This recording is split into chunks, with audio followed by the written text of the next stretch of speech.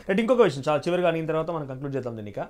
కొండారెడ్డిపల్లిలో మాజీ సర్పంచ్ సాయిరెడ్డి అనే ఒక వ్యక్తి ముఖ్యమంత్రి పేరు, ముఖ్యమంత్రి అన్నదమ్ముల పేరు రాసి వీళ్ళ కారణంగానే చనిపోతానంటే కేసీఆర్ మీద కానీ రేవంత్ రెడ్డి మీద కానీ రేవంత్ రెడ్డి అన్నదమ్ముల మీద కేసు కాలేదు. కానీ అక్కడ రేవతి అనే సంఘటన జరిగిన నేపథ్యంలో దాని ఉదాహరణగా బీఆర్ఎస్ పార్టీ చూపించి రేవతి సంఘటన మాత్రం అల్లు అర్జున్ని బూచిగా చూపించి అల్లు అర్జున్ అరెస్ట్ చేయడం లాగా పోయింది. రేవంత్ రెడ్డి డైరెక్ట్గా పేరు రాస్తేనే పట్టించుకోలేదు. ఇక్కడ తొక్కిసాడ ఘటన గురించి ఇంత పెద్ద రాద్ధాంతం చేస్తారా? ఇప్పుడు మరి చట్టం తన పని తాను చేసుకుపోతున్నప్పుడు ముఖ్యమంత్రి అయినా కింది స్థాయిలో ఇంకొక సామాన్య కార్యకర్త అయినా ఒకటే కదా చట్టానికి. లగచర్ల నాట్ ఓన్లీ ట్రైబల్స్, అక్కడ ట్రైబల్స్ ఉన్నది. లగచర్ల కాదు చెప్పేది, కొండారెడ్డిపల్లి మాజీ సర్పంచ్ ఒక ఆయన పెద్ద మనిషి. సరే ఆ విషయం I don't have idea on that. సరే నేను చెప్తున్నా మీకు, కొండారెడ్డిపల్లి ఒక మాజీ సర్పంచ్ రేవంత్ రెడ్డి పేరు, రేవంత్ రెడ్డి అన్నదమ్ముల పేరు రాసి వీళ్ళ కారణంగా ఆత్మహత్య చేసుకుని ఇబ్బంది పెడుతున్నారని చెప్పి చనిపోయింది ఆయన.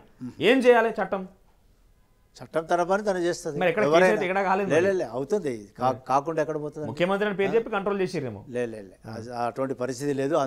అందరికి ఒకటే, తప్పకుండా law will take its own course. ఇప్పుడు లగచర్ల కూడా నేను చెప్పినా కదా, రైతులకు బేడీ లేయడం కాదండి, ట్రైబల్సే కాదు అక్కడ ఉన్నది. అక్కడ 4 గ్రామాలు 2 తాండాలు అనుకుంటా. ఆ వాళ్ళ అందరిది భూమి 1300 ఎకర్స్. దాంట్లో ట్రైబల్స్కి ఉన్నది ఒక 400 ఎకర్స్. ఓన్లీ ట్రైబల్స్ పట్టుకొని ఏదో ట్రైబల్ని హరాజ్ చేశానని చెప్పేసి వీళ్ళు ఆఫీసర్ను, ఒక ఐఏఎస్ ఆఫీసర్ను మరి మర్డర్ చేసే పరిస్థితి వచ్చింది అక్కడ. దాని మీద అది ఎవరు చేయించినారు ఆ ప్రూఫ్ కూడా వచ్చింది. అది అక్కడ ఉన్నటువంటి ఎక్స్ ఎమ్మెల్యే గారు ఒకరు, ఇక్కడ నుంచి ఎవరు పోయినారో సురేష్ ఎవరో అతని ద్వారా ఇదంతా బయట వచ్చింది కదా. అది కూడా ఇంకా నడుస్తూనే ఉంది. సో అది కూడా క్లారిటీతో వస్తుంది. సో దీనికి అన్నిటికీ వెనక ఉన్నది చేయించుతున్నది ఈ టీఆర్ఎస్ బీఆర్ఎస్ పార్టీ వాళ్ళు అనేది మనం అర్థం చేసుకోవాలనేది ఈ సందర్భంగా తెలియజేస్తాం. రైట్, ఫైనల్గా ఏం చెప్తారు మీరు? కాళేశ్వరం కమిషను, ఫోన్ ట్యాపింగ్, ఈ ఫార్ములా రేసు, ధరణి, అమోయ్ కుమార్ భూదాన్ భూములు ఇవన్నీ ఉన్నాయి. కనీసం ఇంతవరకు కేసీఆర్ని ఒక హాయ్ బాయ్ కూడా చెప్పాలి పోలీసులు పోయి, మీరేమో డైరెక్ట్ పాస్పోర్ట్ సీజ్ దాకా పోయారు.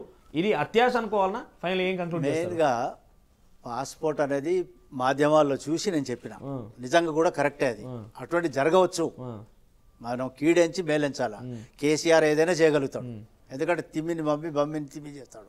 సో అటువంటి వ్యక్తి కాబట్టి పాస్పోర్ట్ సీజ్ చేయమని చెప్పినాను ఒకటి. రెండవది, ఇప్పుడు నేను తెలంగాణ ప్రజల్ని కోరుకునేది, ఈ ప్రభుత్వాన్ని కోరుకునేది, రాష్ట్రానికి జరిగిన నష్టం చాలా 10 ఏళ్లుగా బర్బాద్ అయిన రాష్ట్రం, దాన్ని సెట్ చేయవలసిన అవసరం ఉంది. సెట్ రైట్ చేస్తున్నారు ఈ ప్రభుత్వం. సో ఇక ముందు కూడా మనం అలర్ట్గా జాగ్రత్తగా ఉండి మనం ముందుకు నడవాలా. ఈ తెలంగాణ అభివృద్ధి చేసుకోవాలా. మనం అనుకున్న సామాజిక న్యాయం, మనం అనుకున్న సెల్ఫ్ రెస్పెక్ట్, మనం అనుకున్నటువంటి ఈ పరిస్థితుల్ని మనం అన్నిటి చక్కదిద్ది. చెప్పండి ఫైనల్గా. ఇప్పుడు నేను మాకు ఇప్పుడే ఆ సమాచారం అంటే మనం జరిగే టైంలో కూడా ఓకే సుమారుగా ఒక 10ల సంఖ్యలో బీసీ సంఘాలన్నీ పెట్టుకొని కవిత ఒక మీటింగ్ పెడుతుందట. ఏంది దీని ఉద్దేశం ఏముంటుంది? ఇప్పుడు ఏదో ఒక పని చేయాలి కదా. ఇప్పుడు బీసీలు ఇంతవరకు అవ్వపడలేదు ఆయనకి. తర్వాత ఇంతకు ముందేమో ఎస్టీలు వాళ్ళు అవ్వపడలేదు, ఎస్సీలు అవ్వపడలేదు. ఎక్కడి సమస్యలు అక్కడే ఉన్నాయి. ఆ రోజు ఆటో రిక్షా వాళ్ళు కూడా ఎవరు అవ్వపడలేదు. ఎందుకు అవ్వపడలేదు? ఆ రోజు మహిళా రిజర్వేషన్ చేసింది ఆమె కోసం, ఆ ఉద్యమం వల్ల అంటుంది కదా. ఇప్పుడు ఆ రోజులు అంటారు, ఎప్పుడైతే ఆటో రిక్షా మంది వాళ్ళు చనిపోయినారు ఆ రోజులు ఎవరు పట్టించుకోలేదు. ఇప్పుడు ఏదో వస్తున్నారు, లెట్ us డూ సంథింగ్, చేయనివ్వండి. అది వాళ్ళ నాయన పాత్ర పోషించాలి. ఆయన ఎందుకు why is not speaking, why is not coming out? నేను అది అడుగుతున్నా. ఇప్పుడు కవిత గారు, కేటీఆర్ గారు, హరీష్ రావు గారు చేస్తున్నారు నిజమే, కానీ what about his father? Opposition leader ఏం చేస్తున్నాడు? ఇది ఆయన డ్యూటీ, ఆయన బాధ్యత.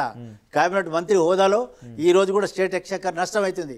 అయినా కూడా ఎందుకు ఆయన తన పాత్ర నిర్వర్తిస్తలేడు అనేది నేను అడుగుతున్నాను. ఇవన్నీ కూడా కేవలం డ్రామాలు అంటే అంటారా? ఈ డ్రామాలు ఆడుతున్నారు అంతే. ఈ డ్రామాలు అనేది ప్రజలకు తెలుసు. సరే, మీలాంటి వాళ్ళు డ్రామాలు ఆరోపించవచ్చు, కానీ రేపటి రోజున వాళ్ళు ఒక అస్త్రంగా మార్చుకునే అవకాశం ఉంటుంది.